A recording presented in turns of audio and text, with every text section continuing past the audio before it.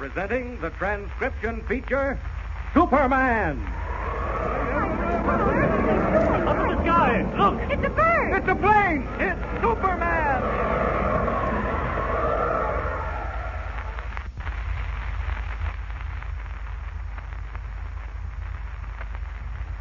And now, Superman, champion of the weak and the oppressed, valiant fighter for truth and justice, who is faster than an airplane, stronger than a locomotive, but who walks the earth as mild Clark Kent, news reporter for the Daily Planet.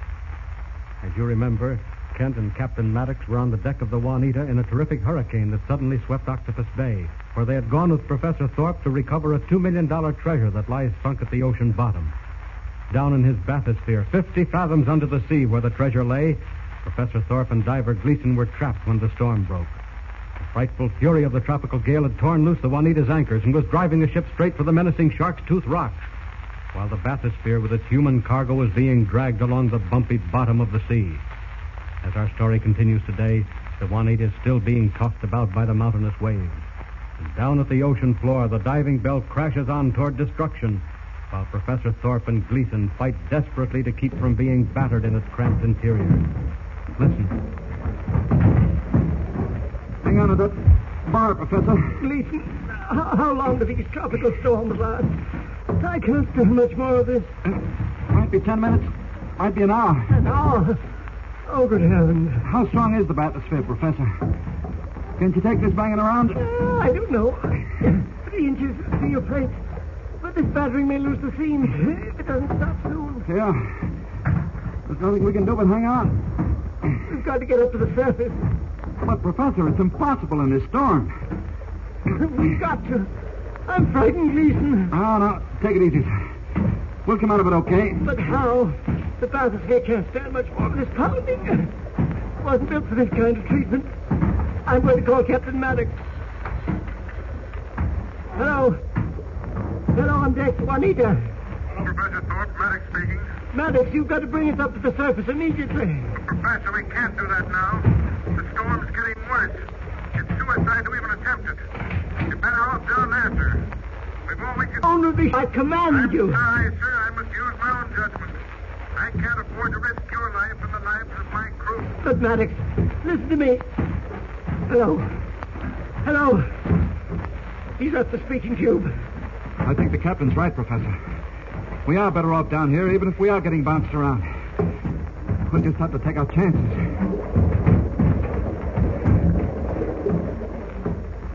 And meanwhile, on shore, another danger threatens the storm-tossed Juanita. Seeking protection from the hurricane's fury in the lee of a huge mass of rock is the villainous Pete Escobar.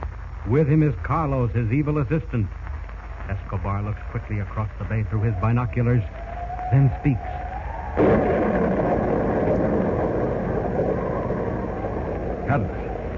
Carlos, look out there in the bay.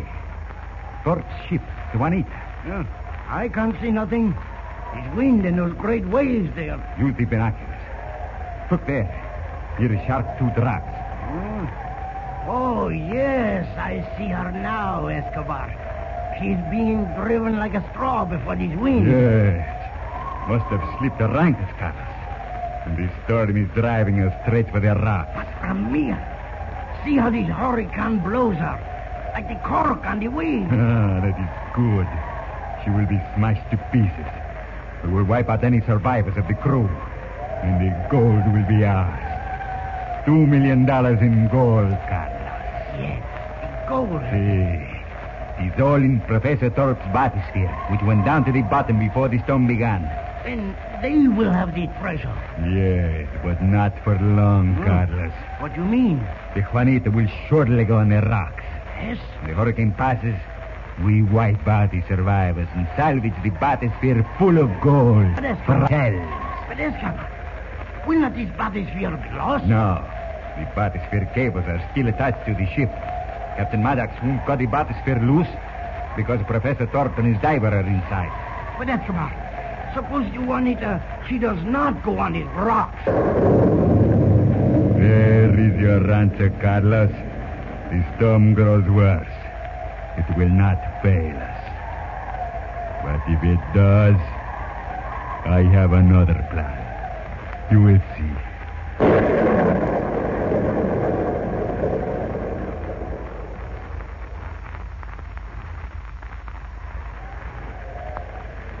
Captain? Hey, Captain Maddox, where are you? Hey, Kent at the wheel. Say, this is awful, Captain. How are we doing? Badly, Kent, badly. Worst storm I've ever encountered. Oh, Quick, grab the handrail, Kent. You'll be washed overboard. I got it. Oh, say, never seen such waves before. Nor have I in all my years at sea. It's a 100-mile-an-hour wind. Great guns. What do we do? It doesn't seem much that we can do, Kent. Except keep trying and hoping. Well, Captain Maddox, you don't think that... That we'll crash? I don't know, Kent. Unless the storm lets up soon, anything can happen. If I could only get our anchors to bite into the bottom. Why don't they grab hold? Well, there's not much chance. This wind and these mountainous waves don't give our hooks a chance to sink into the sand bottom. Speaking of the bottom, what are we going to do about Professor Thorpe and Gleason down in the bathysphere? Have you heard from them? Yes, a few minutes ago.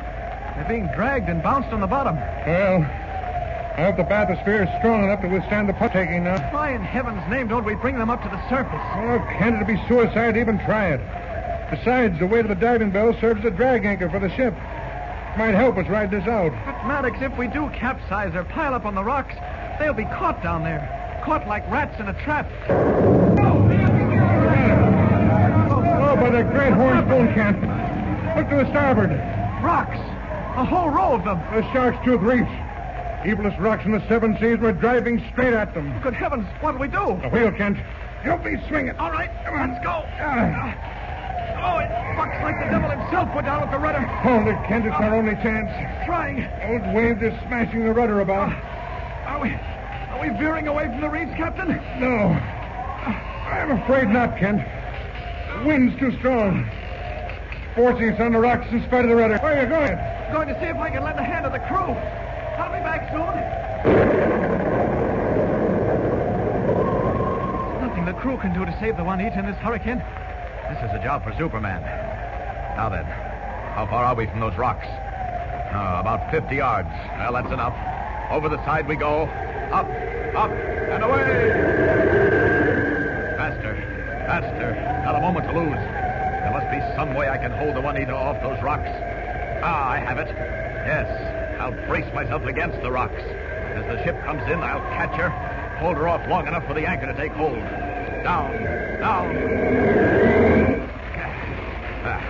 Now then, here she comes, bearing down on me like a locomotive. Ready? Now. Caught her. Now, I'll have to hold her steady for a while. Hold it. Steel muscles braced like giant girders, Superman holds the ship and its human cargo against the fury of the hurricane.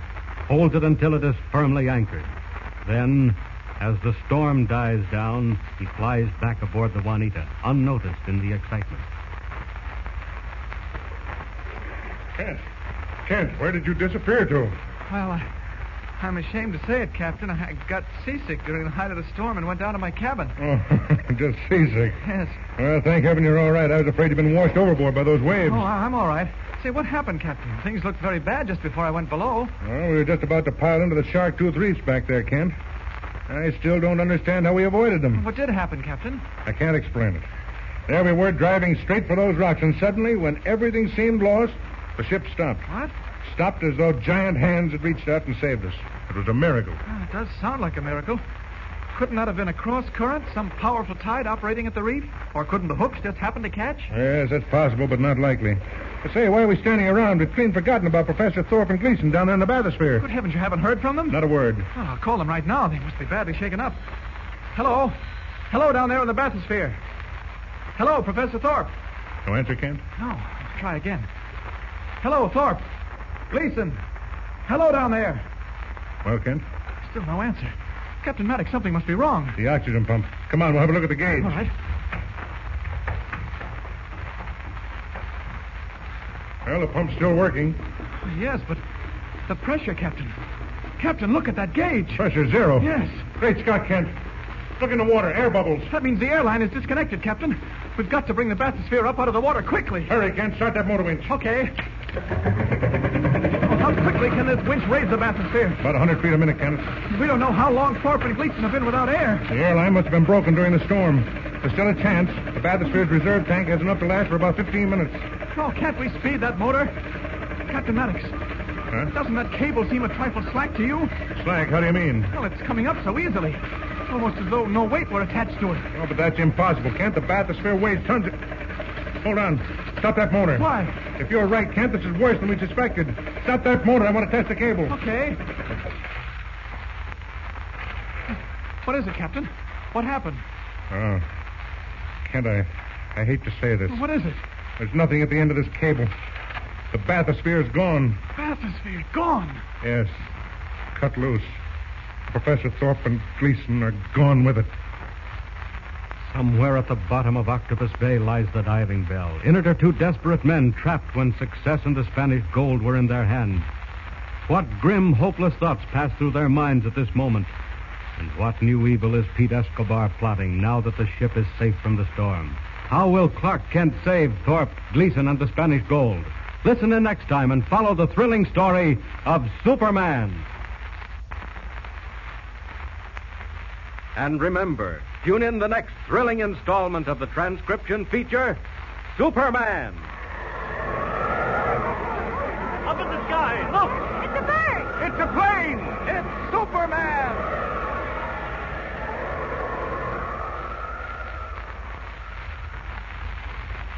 Superman is a copyrighted feature appearing in Action Comics magazine.